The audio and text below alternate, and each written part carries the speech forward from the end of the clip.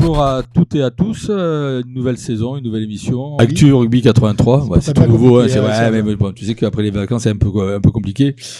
Voilà, donc on va vous parler du rugby club toulonnais bien sûr, et puis des clubs alentours, de l'actualité du rugby avec bien sûr Patrick Fornet. Bonsoir à tous. Heureux de vous retrouver aussi. Ouais. Voilà, et puis on va remercier aussi Nicolas Miniscalco pour la technique. Donc matériel impressionnant. Hein. Voilà, donc la saison redémarre, il fait encore beau, il fait encore chaud, et c'était chaud à La Rochelle aussi. Ouais, c'est le moins qu'on puisse se dire. Ouais. Avec une équipe de Toulon qui est partie pratiquement au complet et qui s'attendait à être bien reçue, et ça a été le cas, surtout en première mi-temps où on a été un peu bousculé. On a été largement dominé. Ouais. C'est vrai que le score de 7-3 à la mi-temps était un peu miraculeux et inespéré. On a été dominé, discipliné. Ça nous a coûté cher d'ailleurs, puisqu'on a joué pratiquement un peu plus de 20 minutes à 14. Mais malgré tout, on peut saluer quand même le courage et la vaillance de cette équipe. L'abnégation en défense, qui a permis mais même en infériorité numérique de contenir les Rochelais. Donc ouais, il y a quand même des points positifs sur ce match, même si on a souffert.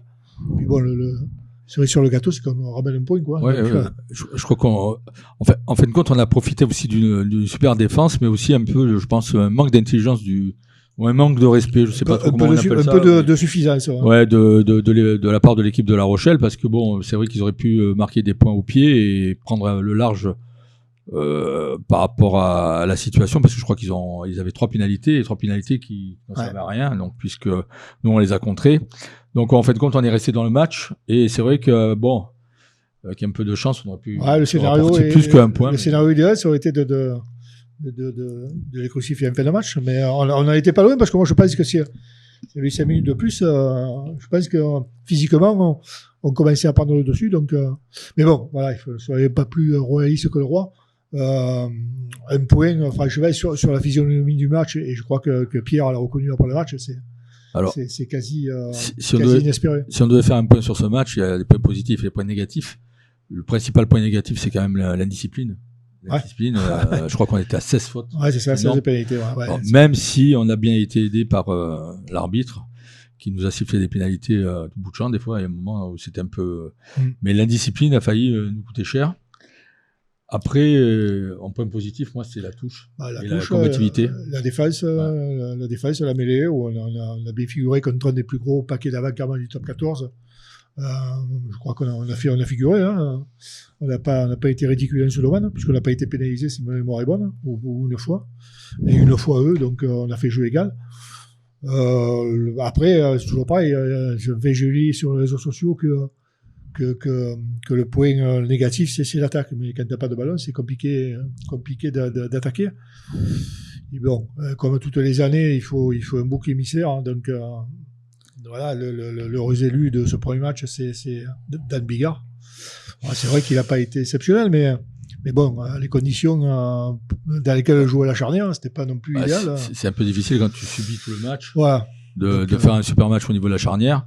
Et puis bon, les gens ont tendance à oublier qu'on joue contre La Rochelle à La Rochelle, ce qui n'est pas forcément la meilleure des choses. Hein. C'est quand même mieux Toulouse qui va à Vannes que Toulon qui va à La Rochelle. Ouais, c'est vrai que c'est pour un premier déplacement. Voilà. Donc je pense que c'est vrai que l'indiscipline. D'ailleurs, je crois que Pierre Mignoni a poussé une gueulante à la fin du match en disant que bon, il fallait vraiment que ça soit la dernière fois que ça se passe. Parce que c'est vrai que la première et la dernière fois. Donc c'est vrai que 16 pénalités, c'est énorme. Et c'est vrai que des fois, on s'est mis la pression tout seul, parce qu'en faisant des fautes stupides, je crois que c'est Dan Bigard qui plonge à un moment donné. Suite avec les Jeux Olympiques, tout ça, il a dû se sentir pousser des ailes. Mais c'est vrai qu'il faut éviter de faire, contre ce type d'équipe, il faut éviter de faire des fautes pareilles. Encore heureusement qu'ils n'ont pas pris les points et qu'ils nous ont laissés dans le match, parce qu'en fin de compte, ça a failli leur jouer un tour, puisque on marque 2 beaux essais de Dréan, il faut le dire. Dréan. Moi, je trouve que derrière, Saint-Zel, qui a souvent été critiqué, moi, je trouve qu'il a fait un match solide. Ouais, comme souvent. Hein. Voilà, je pense que, vous faites une erreur sur l'essai, mais il venait de rentrer. C'est pas toujours évident de rentrer en cours de match comme ça sur un match qui est aussi tendu. Bon, parce que je pense qu'il y a beaucoup de points positifs. Après, c'est vrai, voilà, surtout l'indiscipline. La satisfaction aussi, il y a le troisième ligne, Ludlam. Hein. Oui, donc, beaucoup s'inquiétaient du départ de Dupraz et ne comprenaient pas que le recrutement de Ludlam, je crois qu'il a répondu. Hein. Il a répondu sur le terrain. Je pense que ça va être un des éléments importants du collectif de Toulon cette année. Parce que il est hyper actif dans le jeu, il pèse physiquement. Et en plus, c'est un défenseur, je crois qu'il a fait 13 plaquages sur le match. Donc, lui, c'est un guerrier. Hein. Moi, je l'ai vu jouer avec l'équipe d'Angleterre, il recule pas, hein, il va te chercher les... Sinclair, c'est pareil, il a fait une bonne rentrée. Non, je pense que bon, après, on arrive dans un contexte un peu particulier. Comme je dis, on va jouer à La Rochelle, c'est pas toujours évident. Et puis, il faut laisser le temps au temps. On va pas commencer à critiquer l'équipe et à tomber sur les entraîneurs ou X ou Y parce que on a ramené un point de La Rochelle. Si on avait pris une tannée, bon, éventuellement, on aurait pu dire, bon, c'est pas normal. Mais là, on perd de combien? 4 points, c'est ça? Ouais, 19 à 15. Ouais. 19 à 15, bon, je veux dire, c'est plus qu'honorable. Hein. Plus qu'honorable. Et puis, on a une belle rentrée. Moi, je trouve que bon, alors, ce qui est un peu embêtant, il y a aussi un point négatif, c'est les commotions. Puisqu'on perd Payoa et on perd Olivon. Ça, c'est plus embêtant. Payoa aussi, parce que du coup, à l'arrière, déjà quoi que Daumont peut-être. Daumont, normalement, devrait reprendre contre Castres. Voilà, donc, et après, Priso, qui semble être blessé au genou, il me semble. Mais donc, bon, à voir, à suivre.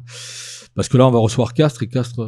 c'est des pénibles. C'est des pénibles, voilà. On n'aime pas les jouer. Là, ils s'en sont sortis de justesse contre le Racing, et avec un joueur exceptionnel, apparemment. Ouais. Un jeune joueur qui a empêché un essai, qui a marqué son essai, qui arrive de Pro D2, comme quoi il faut aussi faire confiance aux joueurs qui viennent de Pro D2. Donc voilà, je sais pas quoi rajouter sur ce match. Bon, je crois qu'on a fait le tour, et tout a été dit. Voilà. Moi, je pense on attend maintenant avec impatience le début du championnat du top 14 à Mayol. Voilà, Mayol à 14h30. En espérant qu'il soit copieusement garni. Je crois qu'après ce qu'ils ont montré hier soir, ils méritent qu'on vienne les soutenir. Voilà. Et pas que sur les réseaux sociaux. Non. Les réseaux sociaux, il y a tout et n'importe quoi. Donc, non, il faut venir au stade. Il y a beaucoup de choses à faire, une belle équipe à soutenir. Je pense qu'ils sont en train de construire une équipe sur l'avenir, une équipe qui est solide. Voilà, bon, maintenant, il faut être présent au stade. Enfin, si tu es supporter, c'est pour aller au stade, hein, c'est pas simplement pour rester derrière, sur ton canapé devant la télé. Donc, bon, on est là pour le bon et le moins bon, et là, il faut espérer qu'il y ait plus de bons que de moins bons. Voilà, c'est pour, sur la saison. Une chose aussi, il y a eu des modifications au niveau du RCT, puisqu'il y a eu pas mal au niveau du staff, et surtout de la direction. Il y a pas mal de personnes qui sont parties. Bon, Bernard Lemaître est toujours là, heureusement. Pierre Minoni, Emmanueli, et on a Jessica qui est la nouvelle directrice, je veux dire. Ouais, directrice financière. Voilà, financière. Donc, qui vient aussi pour soutenir le RCT et le mettre surtout. Et le mettre, ouais, parce qu'on a besoin dans cette construction de club. Après, aujourd'hui, bon, nous sommes que 2, mais c'est parce que c'est une première. On voulait voir un petit peu si on passait bien à la télé. C'était génial. Voilà, on avait des doutes, surtout. Moi, j'avais des doutes sur Serge. Ouais, voilà, parce que mon crâne, bon, au bout d'un moment, avec les projecteurs, ça fait un peu.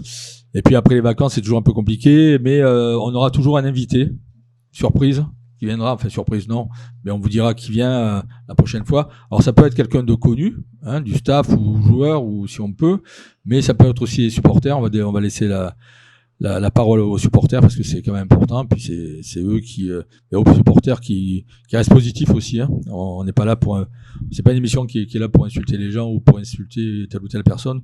On va essayer d'être toujours positif dans notre jugement et quand ça va mal, on essaiera de pousser le RCT pour que ça aille mieux.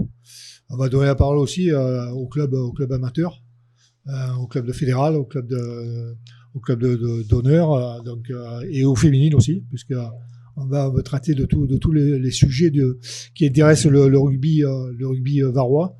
Donc voilà, on aura des invités aussi de la Valette, de la Seine, du Morillon. Alors, on va donner la parole à ces gens-là. Avec une première aussi, on va essayer de se déplacer carrément chez eux. Voilà, on va se déplacer carrément, on fera les émissions dans leur siège, dans les clubs d'hiver qu'on va rencontrer. Comme et un club Mulhouse, house, surtout, le parce club qu'il y a à house, boire. voilà, il y a à boire, ouais. Parce que là, j'ai soif, du coup, on n'avait pas prévu. Et ça, c'est une erreur. Voilà, donc après, c'est toujours pareil. On va essayer de faire en sorte que vous puissiez communiquer. Hein, si vous avez des idées, nous envoyez des idées. On essaiera de mettre en place quelque chose sur les réseaux. Que vous puissiez, à la limite, même poser des questions en direct si l'occasion se présente. Donc voilà. On sera aussi à votre écoute. Voilà, des questions auxquelles on peut répondre, hein, parce que sinon, c'est pas la peine de poser des questions. Hein, c'est pas tout. Après, il y avait quelques résultats quand même à donner. La Seine a gagné contre Annonay, 27-3. Belle victoire. On avait notre représentant là-bas, Joël Gossot, qu'on salue d'ailleurs. Et Berlétan a perdu chez lui contre le 15 du Coudon, 18-20. Donc, par contre, ça moi je tiens à souligner, ça c'est un espoir. C'est un espoir parce que Berlétan, c'est un peu l'épouvantail de la poule qui joue la montée. C'est le plus gros budget. Je crois qu'ils ont 3 fois le budget du 15 du Coudon. Et ils sont allés gagner là-bas pour le premier match. Donc, franchement, c'est un espoir, même si la Valette s'est sérieusement renforcée, puisque ils ont récupéré quelques joueurs de hier qui malheureusement a disparu. Et puis notre ami Keke Kyoki qui a signé aussi. Donc ils ont des renforts de poids et de choix. Donc voilà, ils ont gagné le premier à l'extérieur, c'est le bon augure pour la suite. Eux aussi, ils jouent le week-end prochain, donc moi je vous incite aussi à aller soutenir ces clubs-là, que ce soit la Seine ou la Valette. On voit du spectacle, c'est d'un très bon niveau, et bon, voilà, c'est le rugby, moi, à l'exemple de hier, hein, qui malheureusement a disparu, mais qui n'avait pas beaucoup de soutien de son public. Hein. Je crois que ça y fait beaucoup. Donc voilà, il faut soutenir la Seine et la Valette. On dirait la chanson d'ailleurs. Hein. Ouais, c'est presque ça. Quoi. La prochaine fois, tu la chanteras d'ailleurs. Donc voilà, parce qu'ils le méritent, ils ont besoin de public et de supporters. Mais je crois qu'il y a eu un match entre la Seine et le 15 du Coudon, non, qui a réuni 800 personnes, il me semble. Ouais, et puis ils vont se rencontrer dans 2 journées. Ça sera, mais un championnat ce coup-ci, et ça sera à la Seine. Donc je pense qu'il va, je pense surtout que ça va être un beau succès populaire, du moins je l'espère. Ok, voilà. Bon, écoutez, nous, on va essayer de vous donner les résultats aussi des féminines, hein, qui n'ont pas repris. Qui était à stage dans l'Ardèche comme le RCT, comme un endroit. Ouais, qui avait fait une belle saison la saison passée. Donc, on va essayer d'être le plus complet possible entre le RCT et les clubs varois, enfin, du moins de la périphérie toulonnaise. Et puis les féminines. Bon, après, au niveau des scores du top 14, il y a eu quelques surprises. Pour revenir un peu sur le top 14, Bayonne a été accroché par Perpignan quand même, 21-19, ça a été juste. Le Racing a perdu à Castres, à la dernière minute, je crois, c'est ça. Oui, c'est ça. Ensuite, Montpellier, décidément, Montpellier, ils s'en sortent pas. Ils ont perdu contre Lyon. Montpellier. Contre Lyon. Bon, Clermont, pas de... déroulé contre Pau. Contre Pau. Bègle-Bordeaux, Stade Français, Bègle-Bordeaux a gagné contre le Stade Français, aussi pareil, 46-26, ça fait mal. Bon, La Rochelle, non, ils l'ont perdu à la fin. Oui, ils l'ont perdu à la fin, je crois que c'est Penaud. Ouais, Penaud qui a fait un espoir. Voilà, oui, comme quoi. Hein. Et donc, La Rochelle-Toulon, 19-15, Vannes-Toulouse, 18-43. Bon, un début de top 14 un peu compliqué pour Toulouse, mais bon, c'était difficile de jouer... pour Vannes, difficile de jouer contre Toulouse d'entrée. Ils ont fait une bonne première mi-temps. Ils ont bien tenu. Après, quelques erreurs, toujours pareil. Et contre Toulouse, ça pardonne pas. On les paye cash. Ouais. Voilà, on paye cash. Mais bon, c'est plus l'ampleur du score, je crois, qui est un peu dommage, parce que je pense qu'ils méritent de prendre 42 points sur ce match, parce qu'ils ont été vaillants. Mais bon, c'est Toulouse. Hein. Avec Toulouse, on sait que le moindre ballon tombé, le moindre ballon perdu, ça peut aller derrière la ligne, et voilà, ils ne se sont pas privés. Même si, à mon sentiment, il y a un essai qui est accordé où il y a peut-être un en avant de 1m50. Mais bon, il me semble que ce week-end, les en avant, c'était pas. Non. C'était proscrit. Ouais, parce qu'à Bordeaux aussi, j'ai vu un essai où il y a 2 en avant. À mon avis flagrant, ma foi. En réalité, ce qui est décevant, c'est Canal+, parce qu'ils ont toutes les caméras pour disséquer un petit peu les essais, enfin du moins en fin de compte, on voit que l'essai qui est derrière une fois qu'il est aplati pour voir s'il y a vraiment un essai, mais après sinon on n'a que des caméras de loin, alors qu'ils ont des caméras en hauteur qui permettraient de voir si il y a effectivement un en avant. Mais bon, apparemment, c'est plus compliqué. Ouais. Un petit mot aussi du Four Nations, puisque l'Afrique du Sud a battu les All Blacks. Ça arrive. Encore, c'est 2 fois de suite, là. Bon, score serré quand même, hein. Je trouve que ces deux équipes sont très proches dans le jeu aussi, dans la difficulté, parce que bon, c'est quand même, il y a beaucoup d'erreurs de main, de balles tombées, tout ça. Mais, on sent quand même qu'il y a du travail à faire. Et, bon, je pense que cette année, ça va pas échapper à l'Afrique du Sud, à moins que les Argentins qui ont écrasé l'Australie se réveillent contre l'Afrique du Sud, mais il faudrait qu'ils perdent les 2 matchs Afrique du Sud pour que l'Argentine. Les Australiens souffrent de ça, ils sont en train de reconstruire une équipe. On sait que la prochaine Coupe du Monde va se jouer chez eux, donc ils ont du boulot, quoi. Ils ont même pas 3 ans, hein, pour s'y remettre. Donc, c'est très très compliqué pour l'Australie. C'est compliqué, c'est compliqué. Voilà, écoutez, pour une première émission, on a fait un petit peu le tour de ce qu'on devait vous dire. Et ce qu'on compte faire, surtout, voilà. parce que voilà, et ça sera sans doute, et je l'espère, plus long et plus étoffé pour la prochaine, d'autant qu'il y aura un invité. Hein, voilà. Donc on pourra débattre. Voilà. Donc Castres, c'est samedi à 14h30. Et donc nous on fera un débrief tous les lundis comme prévu. Alors pour l'instant, vous aurez l'émission sur YouTube, mais après petit à petit on essaiera de faire du direct. Et dès qu'on sera prêt, on vous le dira. Surtout Patrick, parce que je trouve qu'il a un peu de lenteur dans ce qu'il dit et tout. Ouais, et il faut qu'il s'entraîne encore un petit peu. Et j'y travaille. Voilà. Et donc encore merci à Nicolas, hein, et à son assistante de tout le travail, parce que je peux vous dire que nous au début on s'est dit ils vont planter 2 caméras et 2 micros. Quand on a vu arriver le matériel, je me suis dit bon, bravo pour la technique. Et merci de nous accompagner pour toute cette saison.